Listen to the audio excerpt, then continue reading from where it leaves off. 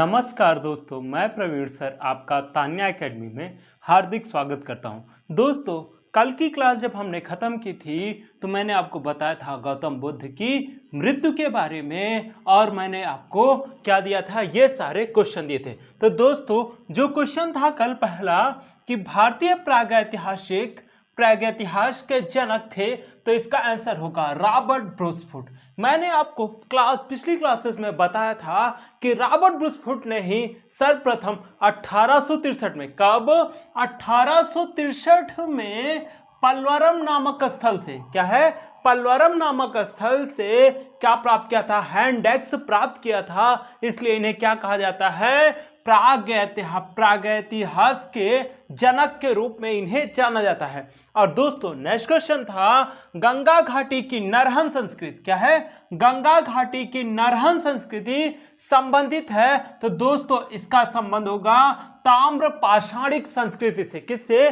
ताम्र पाषाणिक संस्कृति से संबंध होगा। दोस्तों, यह क्वेश्चन नया था और मैं क्या करूंगा, कुछ चीजें आप तो मैट्रिक के डिलीवर होंगे ही, लेकिन कुछ क्वेश्चन ऐसे होंगे, कुछ चीजें ऐसी होंगी जो किसके माध्यम से डिलीवर होंगी, आपको क्वेश्चन के माध्यम से होने वाली है। नेक्स्ट क्वेश्चन है हड़प्पा संस्कृति से जुड़ा स्थल, क्या है, हड़प्पा संस्कृति से जुड़ा स्थल रंगपुर किस नदी के तट पर है? तो दोस्तों, इसका आंसर था भादर, क्या है, भादर नदी। और ऑब्लिक अगर भादर नहीं होगा तो क्या होगा, मादर नदी के तट पर रंगपुर स्थित था। और यहां से क्या प्राप्त हुआ था, हमें धान की भूसी के साक्ष्य प्राप्त हुए थे। और सैंधव सभ्यता से मैंने और एक स्थल से कहा बताया था चावल के साक्ष्य, लोथल से चावल के साक्ष्य हमें प्राप्त हुए थे। नेक्स्ट क्वेश्चन था मोहनजोदड़ो स्थित महास्नानागार की खोज किसने की थी? तो दोस्तों, इसका आंसर होगा आर.डी. बनर्जी, जिसका पूरा नाम है राखाल दास बनर्जी या राखाल दास बनर्जी। दोस्तों, इन्होंने 1922 ईस्वी में किसका उत्खनन करवाया था? मोहनजोदड़ो का उत्खनन करवाया था। किसके निर्देशन में? जॉन मार्शल के निर्देशन में यह उत्खनन करवाया था। दोस्तों, इस चीज को आपको ध्यान रखना है। दोस्तों, इसे लिख लीजिए या फिर स्क्रीनशॉट ले लीजिए। ठीक है दोस्तों, अब हम बात करेंगे गौतम बुद्ध की मृत्यु के आगे की बात। दोस्तों, गौतम बुद्ध की जब मृत्यु होने वाली होती है, क्या होते हैं, गौतम बुद्ध की जब मृत्यु होने वाली होती है उस समय, क्या है, उस समय अपने प्रिय शिष्य आनंद को बुलाकर, क्या है, अपने प्रिय शिष्य आनंद को बुलाकर और बौद्ध भिक्षुओं को बुलाकर गौतम बुद्ध जी कहते हैं, क्या है, गौतम बुद्ध जी कहते हैं कि मैं क्या हूं, अंतिम अवस्था में हूं। क्या हूं? मैं अंतिम अवस्था में हूं। आनंद, अगर तुम कुछ समझ रहे हो तो ये मत समझना कि आपके शास्त्रा चले गए, क्या है, आपके शास्त्रा चले गए। उनका वाक्यांश था कि अंतिम उपदेश में आनंद, शायद तुम यह सोचो कि हमारे शास्त्रा नहीं है, क्या है, हमारे शास्त्रा नहीं है। आनंद, ऐसा मत समझना, क्या है, आनंद ऐसा मत समझना। मैंने जो धर्म और उपदेश, क्या है, धर्म और जो उपदेश, विनय उपदेश दिए हैं, उन्हीं वही क्या होंगे, तुम्हारे शास्त्रा या मार्गदर्शक। शास्त्रा का मतलब क्या है, मार्गदर्शक से है। तो गौतम बुद्ध ने आनंद से ऐसी बातें कही और ऐसी ही बात करते करते क्या होती है, गौतम बुद्ध जी की मृत्यु हो जाती है। कहां होती है? कुशीनारा के मल्ले में होती है। और दोस्तों, यहीं पर एक चीज और ध्यान रखना है कि गौतम बुद्ध ने अंतिम उपदेश किसे दिया था? सुभद्र को दिया था। किसको दिया था? सुभद्र को दिया था। इस चीज को हमें ध्यान रखना है। और होता क्या है, गौतम बुद्ध की मृत्यु के पश्चात उनके अस्थि अवशेषों को, क्या है, उनके अस्थि अवशेषों को 8 भागों में विभक्त कर दिया जाता है। कितने भागों में? 8 भागों में विभक्त कर दिया जाता है। और उन्हीं 8 की जगह पर, क्या है, उन्हीं 8 अस्थियों के अवशेषों पर क्या निर्माण करवाया जाता है? स्तूप का निर्माण करवाया जाता है, जिससे बौद्ध साहित्य में, क्या है, जिसमें क्या है, बौद्ध साहित्य में बताया गया है कि किन किन लोगों ने बौद्ध स्तूप का निर्माण करवाया था। और इनसे आपसे क्वेश्चन बनते रहते हैं। तो हम सबसे पहले लिखेंगे कि मृत्यु से पहले, क्या है, मृत्यु से पहले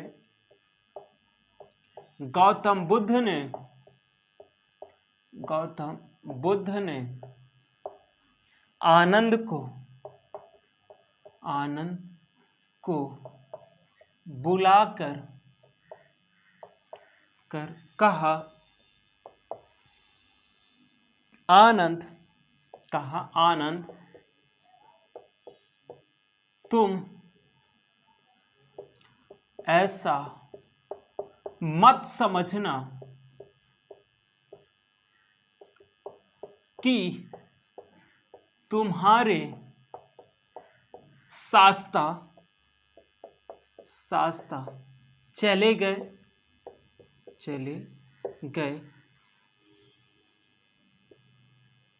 अब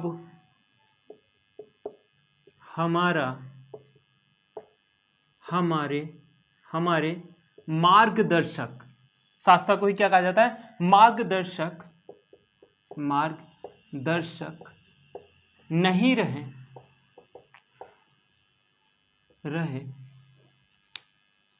आनंद मेरे द्वारा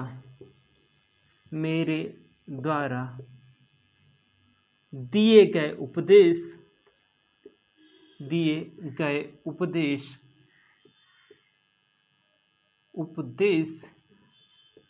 एवं विनय ही तुम्हारे शास्ता हैं। ऐसा कहते हुए गौतम बुद्ध की मृत्यु हो जाती है।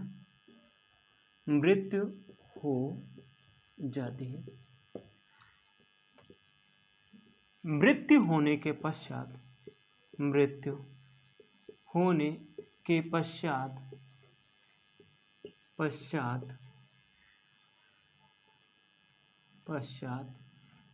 गौतम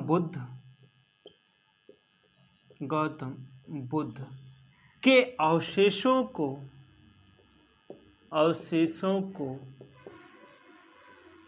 8 भागों में विभाजित कर दिया गया।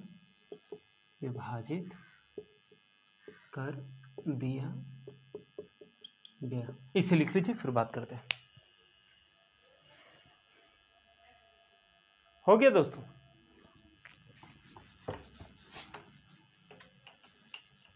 और यहीं पर क्या होगा, जो ये 8 भाग विभाजित होंगे तो सब जहां पर जो लोग इसका विभाजन करवा रहे हैं वो क्या करेंगे, इसकी जगह पर क्या करेंगे, मतलब वो ले जाकर अपने अपने राज्यों में क्या बनवाएंगे, स्तूपों का निर्माण करवाएंगे। क्या करवाएंगे, स्तूपों का निर्माण करवाएंगे। और इस स्तूपों के निर्माणकर्ता जो थे उनका नाम बौद्ध साहित्यों में मिलता है। तो क्या किया 8 भागों में, ये लोग अपने राज्य में बुद्ध के अवशेष ले जाकर स्तूपों का निर्माण करवाया था।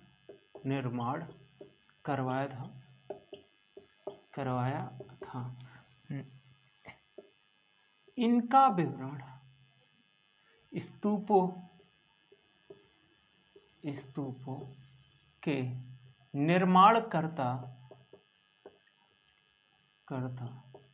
के नाम बौद्ध साहित्य में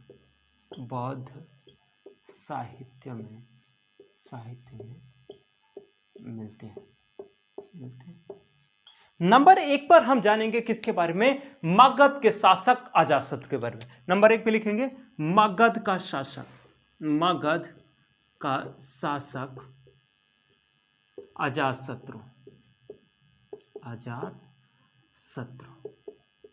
दोस्तों इसके नाम को हमें सबसे पहले क्यों जानना है, क्योंकि ये क्या है, किसके समकालीन है, आज मतलब कि गौतम बुद्ध के समकालीन है। और इसने ही क्या किया है, प्रथम बौद्ध संगीति का आयोजन करवाया। क्या करवाया है, प्रथम बौद्ध संगीति का आयोजन करवाया है। और इसने एक वाक्यांश कहा था, इसने एक वाक्यांश कहा था कि गौतम बुद्ध भी क्षत्रिय थे। क्या है, गौतम बुद्ध भी क्षत्रिय थे और मैं भी क्षत्रिय हूं, इसलिए मुझे इनके अवशेष मिलने चाहिए। क्या है, मतलब एक हक के साथ उन्होंने कहा कि मैं भी क्षत्रिय हूं और गौतम बुद्ध भी क्षत्रिय थे, इसलिए इन पर मेरा अधिकार है, इसलिए यह इंपॉर्टेंट है। और यह क्वेश्चन नेट और पीसीएस और आईएएस तीनों में पूछा जा चुका है, इसलिए यह इंपॉर्टेंट है। तो सबसे पहले नाम किसका आएगा, मगध का शासक अजातशत्रु का नाम आएगा। नेक्स्ट नाम आएगा जिसका नाम है वैशाली के लिच्छवी।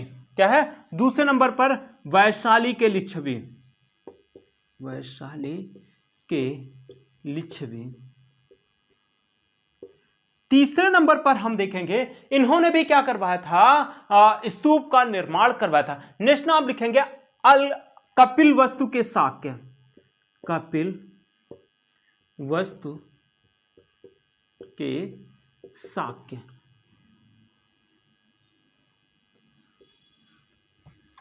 कपिल वस्तु के शाक्य, इनका तो हक पूरा पूरा बनता है। क्यों बनता है दोस्तों, क्योंकि इनका जो पैतृक स्थल था, क्या है, वो कहां था, कपिल वस्तु ही था। और इनके पिताजी किस कुल से संबंधित थे, शाक्य कुल से संबंधित थे, इसलिए यहां इनके लिए सबसे इंपॉर्टेंट बात थी कि इनको भी इसमें हिस्सा मिलना चाहिए। नेक्स्ट नाम है अल कप के बुली।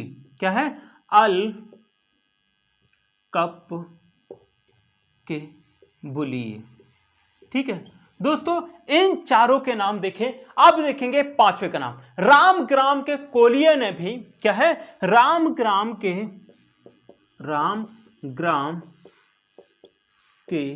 कोलिये, इन लोगों ने क्या कर पाए, मतलब कि बौद्ध स्तूप बनवाए। तो दोस्तों इसे लिख लीजिए, फिर आगे बात करते हैं। हो गया। नेक्स्ट हम लिखेंगे, 5 हो गए हैं दोस्तों, 3 और आपको जानने हैं कि कहां कहां पे लिखा गया है। तो 6वें नंबर पर बेटपुत्र के ब्राह्मण। क्या है, बेटपुत्र के ब्राह्मण, बेटपुत्र के ब्राह्मण, बेटपुत्र के ब्राह्मण 7। 7वें नंबर पर हम लिखेंगे पावा के मल्ल। क्या है, पावा के मल्लों ने भी क्या करवाया था, स्तूप का निर्माण करवाया था, पावा के मल्ल। 8वें नंबर पर हम लिखेंगे किसको, पिपलीवन के मौर्य, पिपलीवन के मौर्य। ठीक है दोस्तों, इन लोगों ने क्या किया है, बौद्ध स्तूप का निर्माण करवाया था, इसलिए ये सारी चीजें इंपॉर्टेंट है। और देखा जाए तो दोस्तों सबसे ज्यादा इंपॉर्टेंट जो इसमें पूछा गया है, वो पूछा गया है मगध नरेश अजातशत्रु के बारे में पूछा गया। तो मगध नरेश किस वंश से थे, हर्यक कुल से संबंधित थे। इसके बारे में अभी जब हम बौद्ध संगीतियां पढ़ेंगे तब हम और बात करने वाले हैं। फिर अब बात करेंगे हम बौद्ध धर्म की शिक्षाओं के बारे में। किसके बारे में, बौद्ध धर्म की शिक्षाओं के बारे में हम बात करने वाले हैं। दोस्तों बौद्ध धर्म की शिक्षाओं में सबसे पहले हम 4 आर्य सत्यों के बारे में पढ़ते हैं। क्या है, 4 आर्य सत्यों के बारे में पढ़ते हैं, जिसके बारे में मैंने आपको पहले ही बता दिया था। 4 आर्य सत्य थे, दुख है, क्या है, दुख है, दुख समुदाय है, दुख निरोध है, दुख निरोध गामिनी प्रतिपदा है। इसका अगला जो पार्ट था उसे ही क्या कहा जाता था, अष्टांगिक मार्ग कहा जाता था। क्या कहा जाता था, अष्टांगिक मार्ग कहा जाता था। दोस्तों अब हम क्या पढ़ना है, बौद्ध धर्म की शिक्षाएं में प्रतिसमुत्पाद के बारे में। किसके बारे में, प्रतिसमुत्पाद के बारे में पढ़ना है। यह जो था वह कार्य कारण में विश्वास करता था। किसके में, कार्य कारण में विश्वास करता था। दोस्तों इसको लेकर क्वेश्चन पूछा गया है कि प्रतीत समुत्पाद किससे लिया गया है, तो प्रतीत समुत्पाद द्वितीय आर्य सत्य से लिया गया है, जिसमें बात की गई है किसके बारे में? दुख समुदाय के बारे में। इसमें बताया गया है, गौतम बुद्ध के द्वारा बताया गया है कि कोई भी कार्य होता है, क्या है? कोई भी कार्य होता है तो उसके पीछे कोई ना कोई अवश्य ही कारण होता है। मतलब अगर दुख है, क्या है? अगर दुख है तो दुख का भी कोई कारण है। इसी की बात कौन करता है? प्रतिसमुत्पाद करता है। तो हमने लिखेंगे पहली बात तो किसके बारे में? बौद्ध धर्म की शिक्षाएं। बौद्ध धर्म की शिक्षाएं और हेडिंग डालेंगे प्रतिसमुत्पाद। शिक्षाएं लिखेंगे प्रतिसमुत्पाद। प्रतीत समुत्पाद। इसके सामने लिखिएगा कार्य कारण।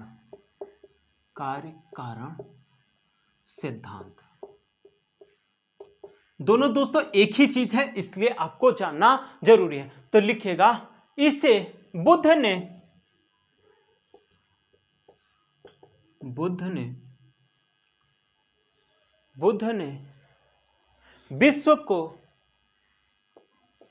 विश्व को दुखमय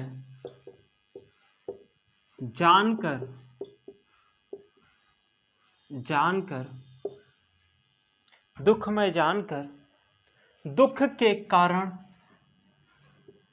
दुख के कारण का विश्लेषण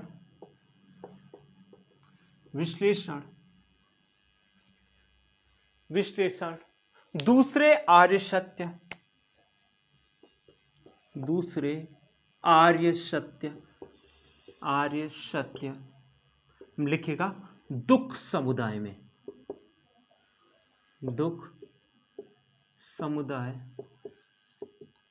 दूसरे आर्य सत्य में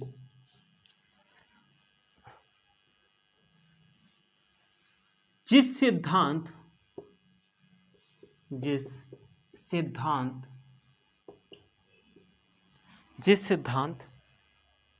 के आधार पे क्या है?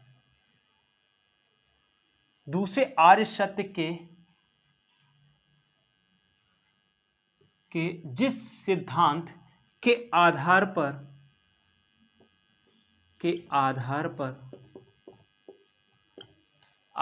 पर किया, उसे प्रतीत समुत्पाद कहते हैं। दोस्तों यहीं पे और लिखिएगा, गौतम बुद्ध ने कहा,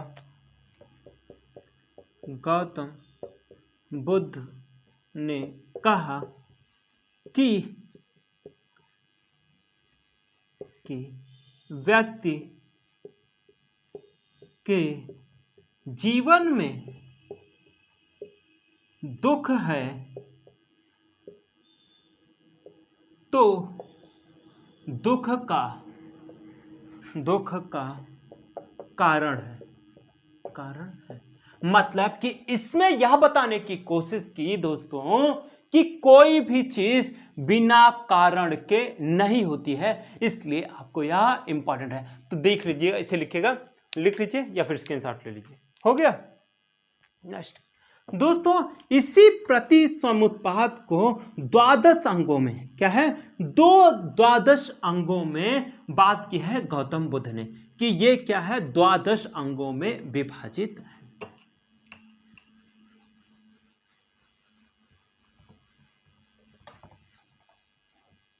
द्वादश अंग में लिखिएगा प्रतिसमुत्पाद, प्रतीत समुत्पाद की व्याख्या, प्रतिसमुत्पाद की व्याख्या कार्य कारण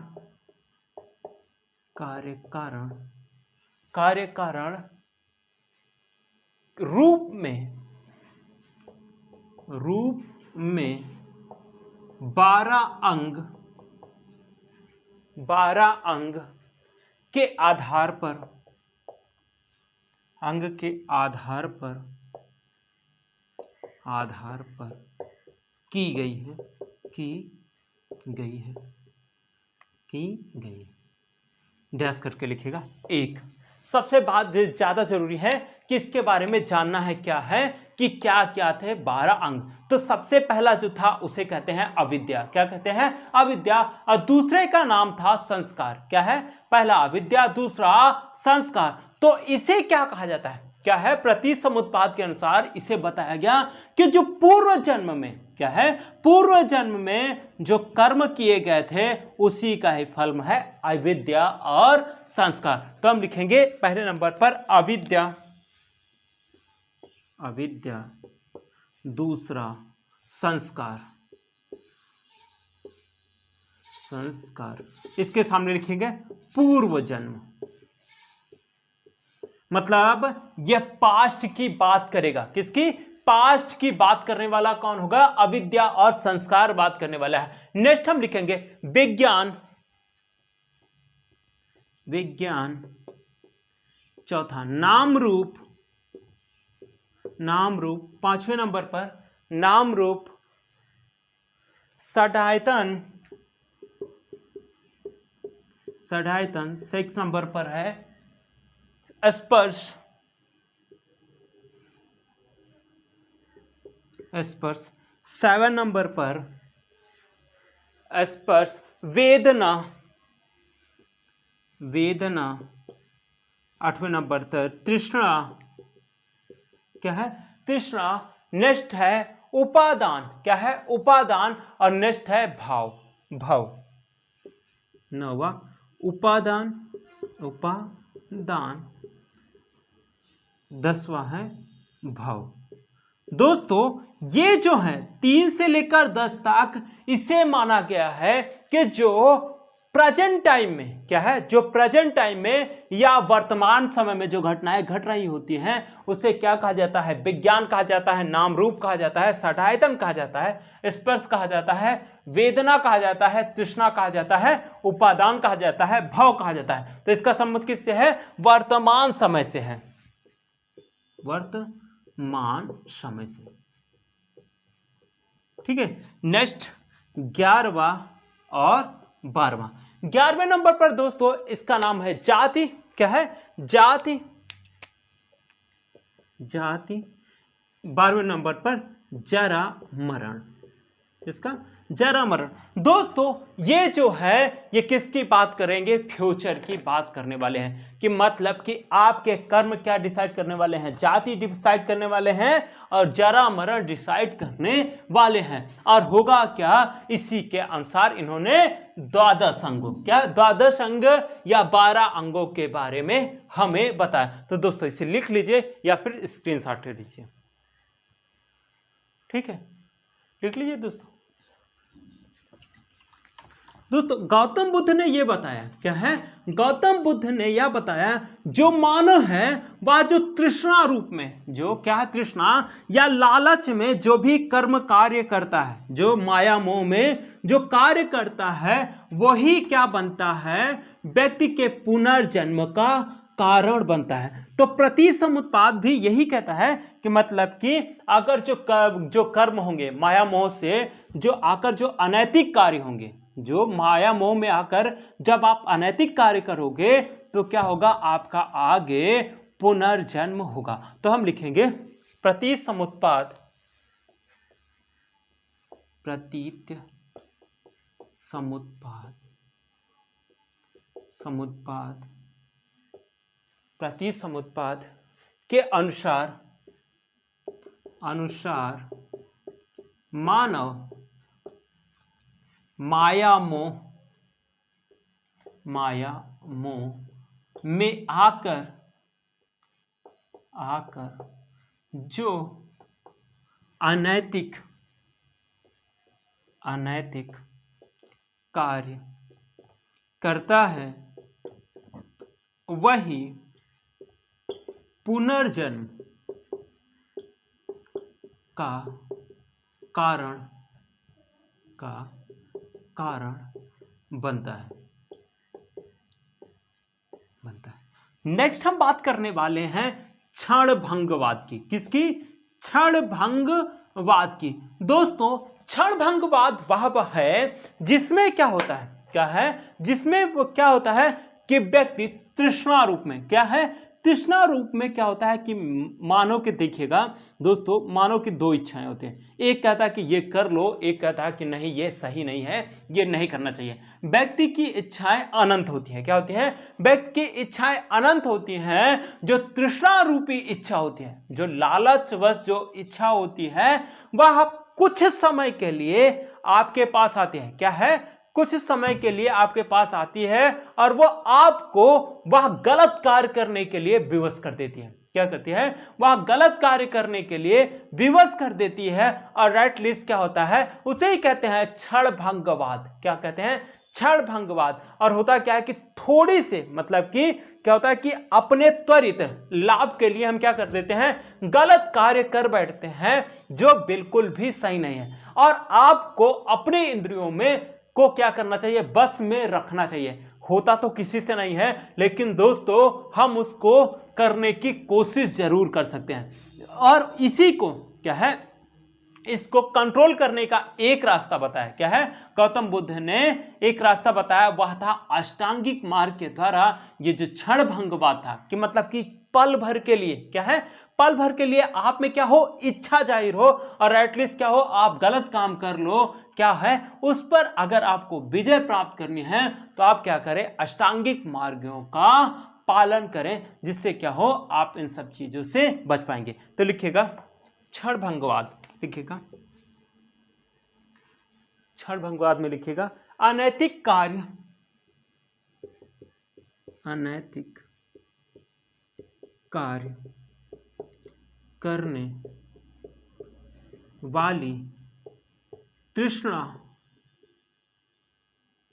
तृष्णा, अनैतिक कार्य करने वाली तृष्णा क्षण भर के लिए, क्षण भर के लिए, क्षण भर के लिए उत्पन्न होती है, उत्पन्न होती है और हमें गलत कार्य करने के लिए विवश करती है, विवश करती है, विवश करती है। इस पर और यह स्वतः ही समाप्त हो जाती है, हो जाती है। इस पर नियंत्रण अष्टांगिक मार्गों द्वारा, अष्टांगिक मार्गों द्वारा किया जा सकता है, किया जा सकता है। ठीक है दोस्तों, इसे लिख लीजिए या फिर स्क्रीनशॉट ले लीजिए। दोस्तों नेक्स्ट हम बात करने वाले हैं अनात्मवाद की। किसकी? अनात्मवाद की बात करने वाले हैं। गौतम बुद्ध जी कहते हैं कि आत्मा नहीं होती। क्या है? आत्मा नहीं होती है। इसी को क्या कहा उन्होंने? अनात्मवाद। क्या है? अनात्मवाद कहा है। और इसके लिए उन्होंने क्या बताए? 5 कारण बताएं कि मतलब कि मानव शरीर जो है वो 5 तत्वों से मिलकर बना है। और एटलीस्ट होता क्या है कि वह पूर्णता, वह 5 तत्व विलीन हो जाते हैं। इसलिए उन्होंने क्या कहा कि आत्मा नहीं होती है। तो उन्होंने क्या, आत्मा संबंधी प्रश्न को लेकर, क्या है, आत्मा संबंधी प्रश्न को लेकर गौतम बुद्ध ने सारनाथ में पंचमार्गीय भिक्षुओं को जो उपदेश दिया था वह कहां संकलित किया गया है? विनय पिटक के महावज्ञ में संरक्षित किया गया है। उसमें उन्होंने बताया 5 स्कंधों के बारे में। वह 5 स्कंध थे रूप, वेदना, संज्ञा। क्या है?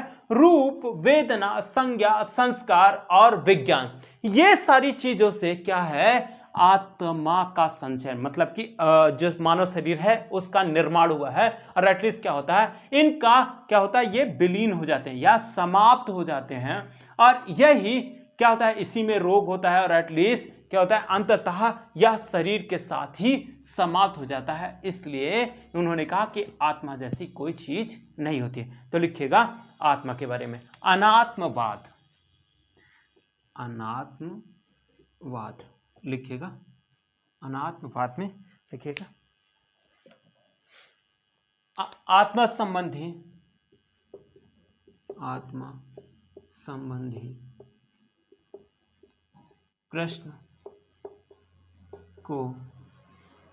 प्रश्न को लेकर सारनाथ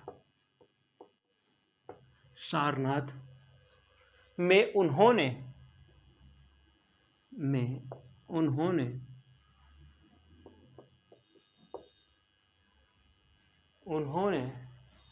पंचवर्गीय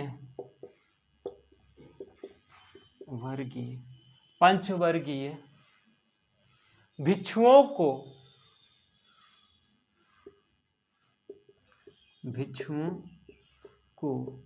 जो उपदेश दिए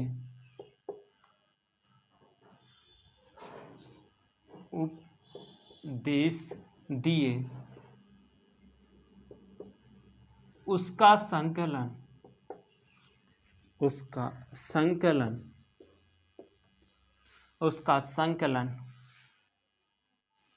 विनय पिटक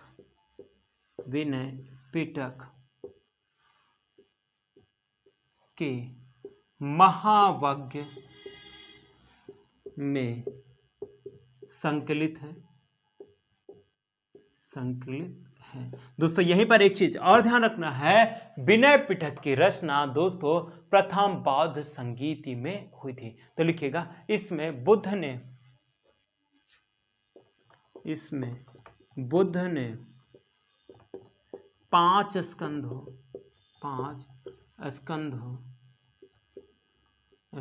डैश रूप वेदना संज्ञा संस्कार एवं रूप वेदना संज्ञा संस्कार एवं विज्ञान का विश्लेषण करते हुए कहा डैश करके लिखेगा, कहा कि आत्मा नहीं हो सकती,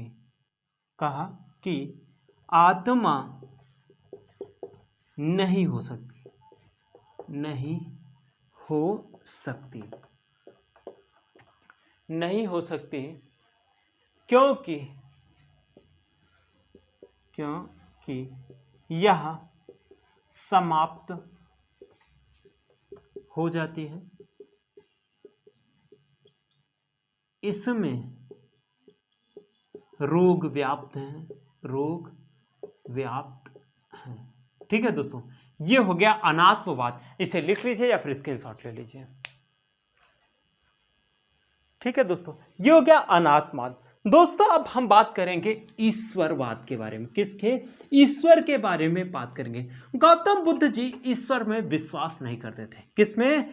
ईश्वर में या भगवान में गौतम बुद्ध विश्वास नहीं करते थे। बौद्ध और जैन धर्म क्या है? बौद्ध और जैन मत या धर्म दोनों ही क्या हैं? अनीश्वरवादी है। क्या है? अनीश्वरवादी है, या कह लीजिए नास्तिक धर्म या मत है। इन्होंने ईश्वर को स्वीकार नहीं किया है। गौतम बुद्ध जी कहते हैं कि अगर मैं मान लूं कि ईश्वर है, क्या है? मैं मान लूं कि ईश्वर है, तो मुझे यह भी मानना पड़ेगा कि सारे दुखों का कारण भी कौन है? ईश्वर है। इसलिए गौतम बुद्ध ने ईश्वर को मानने से इनकार कर दिया। क्या कर दिया? ईश्वर को मानने से इनकार कर दिया। और गौतम बुद्ध जी क्या है? गौतम बुद्ध जी ईश्वर संबंधी प्रश्नों को अनावश्यक बताते हैं। क्या करते हैं? ईश्वर संबंधी प्रश्नों को अनावश्यक बताते हैं। और इन पर जब कभी इनसे बात होती थी, क्या है, जब ईश्वर पर कभी कोई इनसे बात करना चाहे तो क्या करते थे? गौतम बुद्ध जी मौन हो जाते थे, मतलब कि कोई जवाब देना ही नहीं है। अगर दोस्तों, अगर ईश्वर के बारे में अगर आपसे कोई बात करना चाहे तो उसका ना तो कोई अंत है, ना तो कोई और है, ना तो कोई छोर है। तो मतलब इसका यह है कि जैसे कि इन जैसे, मतलब कि महात्मा बुद्ध जैसे महापुरुषों ने क्या किया है? ईश्वर को लेकर कोई बात नहीं की। हमें भी क्या करना चाहिए? इन सब चीजों को एक तरीके से एक्सेप्ट करना चाहिए कि हाँ, कोई ऐसी सत्ता है जो संपूर्ण सृष्टि का संचालन कर रहा है, उस पर हमें बात करने की कोई जरूरत नहीं होती। अगर ये सारी चीजों को हम भी ध्यान रखें तो हो सकता है कि ये जो एनर्जी हम यहां पर लगाने वाले हैं, हम और कहीं उस चीज को लगा सकते हैं। तो लिखिएगा अनीश्वरवाद। अनीश्वरवाद, अनीश्वरवाद में लिखिएगा गौतम बुद्ध ईश्वर में विश्वास नहीं करते थे। वह कहते हैं कि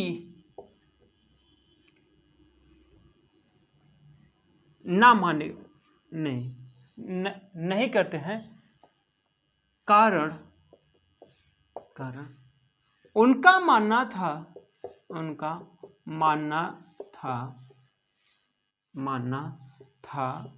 कि ईश्वर ने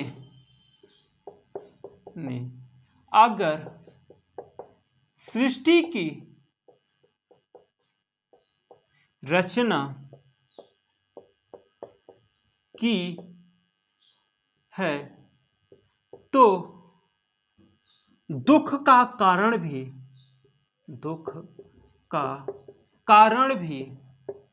ईश्वर है, जो दोनों चीजें एक्सेप्ट करने योग्य नहीं है। तो लिखिएगा गौतम बुद्ध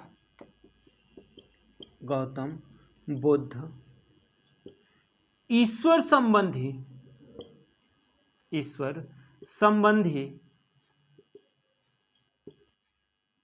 प्रश्न को अनावश्यक बताते हैं और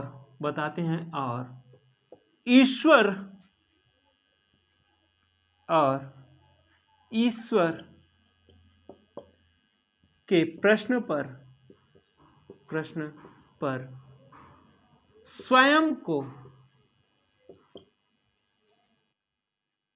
मौन रखते हैं। ठीक है दोस्तों, इसे लिख लीजिए या फिर स्क्रीनशॉट ले लीजिए।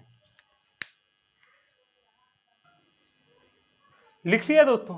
अब हम बात करेंगे बौद्ध संगीतियों के बारे में। किसके बारे में? बौद्ध संगीतियों के बारे में हम बात करने वाले हैं। दोस्तों, बौद्ध संगीतियां 4 हुई। कितनी हुई? 4 बौद्ध संगीतियां हुई। और चारों बौद्ध संगीतियां आपके लिए बहुत ही इंपॉर्टेंट हैं, क्योंकि छोटे से एग्जाम से लेकर बड़े एग्जाम तक आपसे यहां से क्वेश्चन पूछे जाते हैं। तो दोस्तों, हम हेडिंग डालेंगे बौद्ध संगीतियां। बौद्ध संगीतियां। दोस्तों, सबसे पहले तो हम बात करने वाले हैं किसकी? प्रथम बौद्ध संगीति की।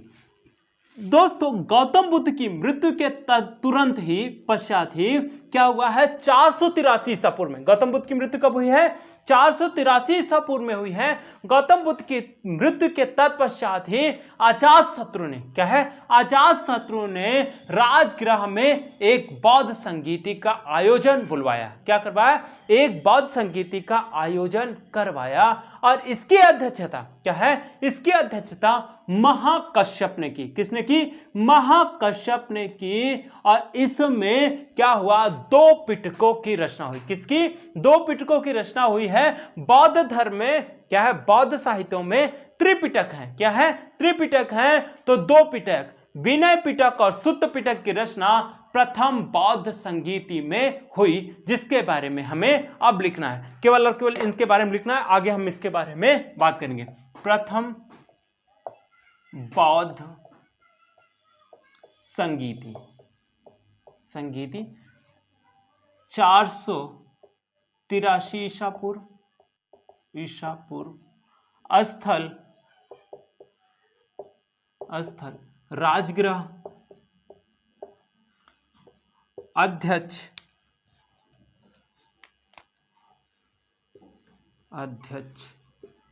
महाकश्यप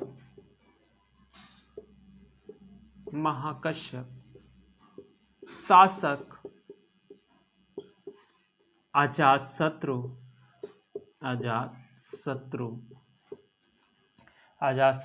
यहीं पर लिख लेना हर्यक वंश प्रमुख कार्य विनय पिटक एवं सुत्त पिटक की रचना हुई। विनय पिटक एवं सुत्त पिटक की रचना हुई। दोस्तों आपसे क्वेश्चन पूछा गया है। क्या है आपसे क्वेश्चन पूछा गया है विनय पिटक को किसने लिखा है। क्या पूछा गया है विनय पिटक को किसने लिखा गया है। यह सबसे इंपॉर्टेंट बात है। विनय पिटक को लिखने वाले उपाली हैं। कौन है विनय पिटक को किसने लिखा है उपाली ने लिखा है, जबकि सुत्त पिटक को लिखने वाले आनंद हैं। इस चीज को आपको ध्यान रखना है। दोनों गौतम बुद्ध के प्रिय शिष्यों में से थे। तो हम लिखेंगे विनय पिटक के सामने उपाली मतलब संकलन करता। ये इतना लिख लिया विनय पिटक उपाली सुत्त पिटक आनंद। ठीक है दोस्तों इसे लिख लीजिए या फिर स्क्रीनशॉट लीजिए। यह सबसे इंपॉर्टेंट बात है। जैसे कि देख रहे हैं आप प्रथम बौद्ध संगीति कब हुई 483 ईसा पूर्व में। स्थल क्या था राजगृह था। अध्यक्ष कौन था महाकश्यप थे। शासक कौन था अजातशत्रु था। और किस वंश से संबंधित था हर्यक वंश से संबंधित था। और उसमें प्रमुख कार्य क्या हुआ था विनय पिटक और सुत्त पिटक की रचना हुई थी। विनय पिटक की रचना किसने की थी उपाली ने की थी। और सुत्त पिटक की रचना किसने की है आनंद ने की है। दोस्तों इसे आपने लिख लिया होगा। नेक्स्ट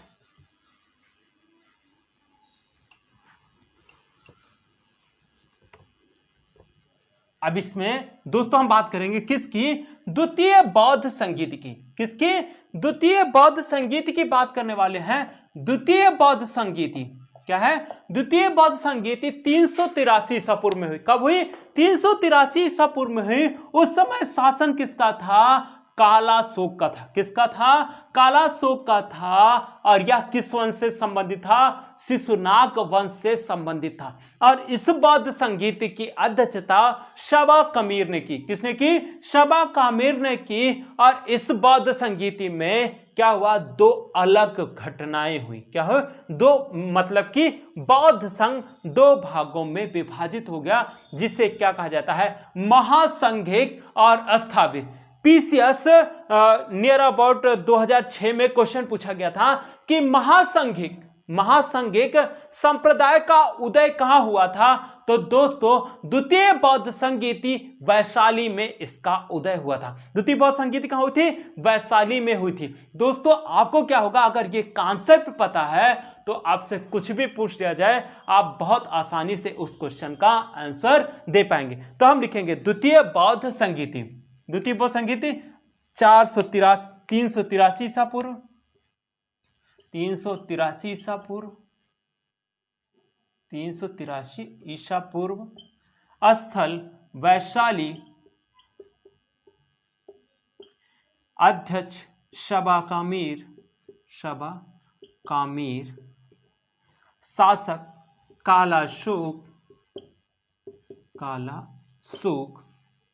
प्रमुख कार्य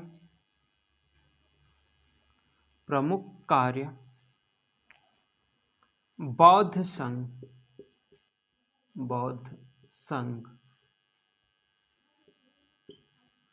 स्थाविर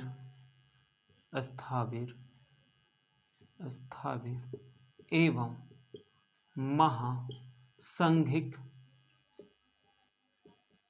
में विभक्त हुआ। काला शोक किस वंश का था? शिशुनाग वंश।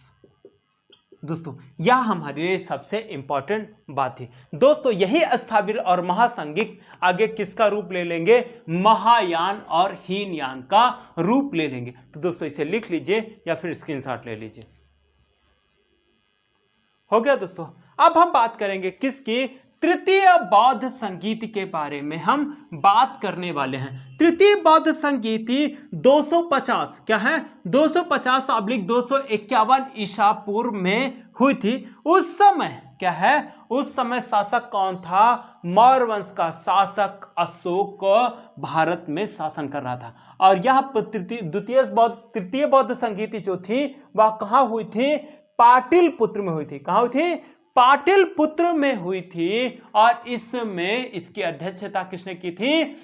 मोगलीपुत्र तिष्ठ ने की थी। किसने की थी? मोगलीपुत्र तिष्ठ ने की थी। और इसमें बौद्ध धर्म के तीसरे पिटक अभिधम्म पिटक की रचना हुई थी। अभिधम्म पिटक एक दार्शनिक ग्रंथ है। क्या है? अभिधम्म पिटक एक दार्शनिक ग्रंथ है। जब आगे इसके बौद्ध साहित्यों के बारे में हम बात करेंगे तब इसके बारे में हम और अच्छे से बात करने वाले हैं। सॉरी, लिखिएगा तृतीय बौद्ध संगीति 250/251 ईसा पूर्व। ठीक। स्थल पाटलिपुत्र, अध्यक्ष मोगलीपुत्र तिष्ठ, शासक अशोक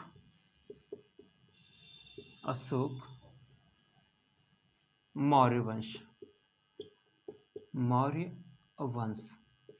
ठीक है दोस्तों, यहीं पर एक चीज और ध्यान रखना, अशोक का आपका एग्जैक्ट टाइम पीरियड पूछ लिया है, यहीं पर याद रखिएगा। आगे जब मैं पढ़ाऊंगा तो ये पूछूंगा भी, तो इस चीज को आपको याद रखना है। ठीक है, अशोक का टाइम पीरियड था 273 से 233 मतलब कि ये था, और ये था ईसा पूर्व में। दोस्तों एक चीज और दिमाग में आ रही होगी, जिन लोगों ने इतिहास थोड़ा भी पढ़ा है तो उन्होंने देखा होगा कि राज्याभिषेक कब हो रहा है अशोक का? 269 में। कब हो रहा था? 269 में हो रहा था। लेकिन दोस्तों क्या होता है कि गौतम बुद्ध क्या है, अशोक जब शासक बनता है तो क्या होता है, उसे 4 वर्षों तक गृह युद्ध में फंसे रहना होता है। और ऐसा बताया जाता है कि अशोक ने अपने 99 भाइयों की हत्या करके सत्ता को प्राप्त किया था। और उसी दौरान क्या हुआ था, ये 4 वर्ष बीते थे। यह सबसे इंपॉर्टेंट बात थी। तो हो गए दोस्तों, और यहीं पर लिखेंगे प्रमुख कार्य अभिधम्म पिटक की रचना मोगलीपुत्र तिष्ठ ने की। यह दर्शन पर आधारित पुस्तक है। तो दोस्तों विनय पिटक, सुत्त पिटक एवं अभिधम्म पिटक की रचना हो गई। नेक्स्ट हम बात करने वाले हैं चौथी बौद्ध संगीति की। चौथी बौद्ध संगीति, इसे लिख लीजिए या फिर स्क्रीनशॉट लीजिए। चौथी बौद्ध संगीति दोस्तों प्रथम शताब्दी में हुई। कब हुई? प्रथम शताब्दी में हुई। आपसे क्वेश्चन पूछा गया था कौन सी घटना ईसा पूर्व में नहीं हुई थी, तो ऑप्शन में रखा गया था हर्यक वंश का समय या फिर मौर्य वंश, ऐसे करके ऑप्शन रखा था। और चौथा ऑप्शन क्या रखा था, चौथी बौद्ध संगीति। तो चौथी बौद्ध संगीति दोस्तों ईसा पूर्व में नहीं हुई थी, कब हुई थी, ईस्वी में हुई थी, या प्रथम शताब्दी में कौन सी हुई है, चतुर्थ बौद्ध संगीति हुई। इसके मतलब यह कहां पर हुई थी, कश्मीर के कुंडलवन में हुई थी। कहां हुई थी, कश्मीर के कुंडलवन में हुई थी दोस्तों। और उस समय शासन किसका था, कुषाण वंश के शासक कनिष्क का शासन था। इसकी अध्यक्षता क्या है, इसकी अध्यक्षता वासुमित्र ने की थी। और दोस्तों ध्यान देने वाली बात है कि आपने 3 बौद्ध संगीतियों में अध्यक्ष के नाम पढ़े, किसके, अध्यक्ष के नाम पढ़े, लेकिन आपने उपाध्यक्ष के नाम नहीं पढ़े। लेकिन आपको यहां क्या पढ़ना पड़ेगा, उपाध्यक्ष के नाम भी पढ़ने पड़ेंगे, क्योंकि उस समय अध्यक्ष और उपाध्यक्ष के बारे में आपसे पूछा गया। प्रथम चतुर्थ बौद्ध संगीति के अध्यक्ष कौन थे, वासुमित्र थे, जबकि उपाध्यक्ष अश्वघोष थे। यह सबसे इंपॉर्टेंट बात थी। और यहीं पर बौद्ध संप्रदाय पुनः 2 भागों में विभाजित हो गया, हीनयान और महायान में विभाजित हो गया। हीनयान और महायान में जो मतभेद था वो कठोर नियमों को लेकर था। यह आपके लिए सबसे इंपॉर्टेंट बात थी। और जब दोस्तों हम बौद्ध धर्म के उप संप्रदायों के बारे में बात करेंगे तब और इसके बारे में हम बात करने वाले हैं। तो हम पहले लिखेंगे चतुर्थ बौद्ध संगीति।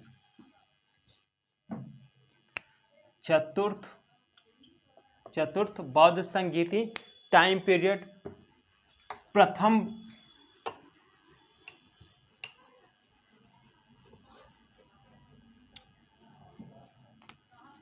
प्रथम शताब्दी, स्थल कश्मीर कुंडलवन, अध्यक्ष वासुमित्र, उपाध्यक्ष अश्वघोष, शासक कनिष्क,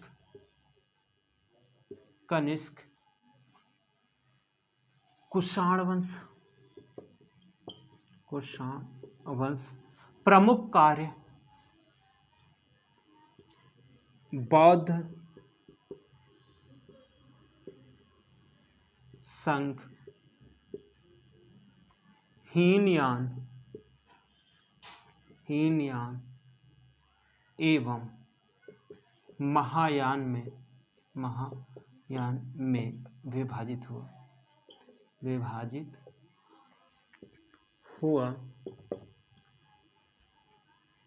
कनिष्क ने